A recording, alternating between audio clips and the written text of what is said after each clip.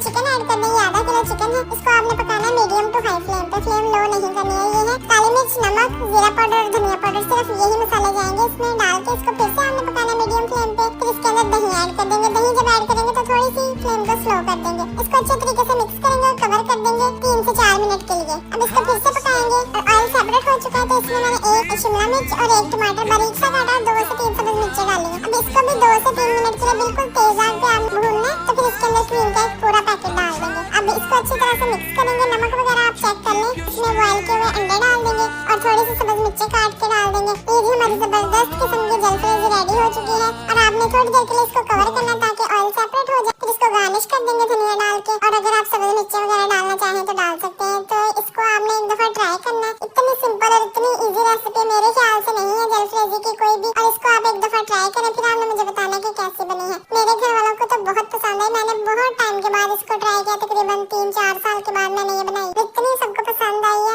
आप लोगों ने भी इसको ट्राई करना, मुझे बताना कैसी बनी। तो मिलते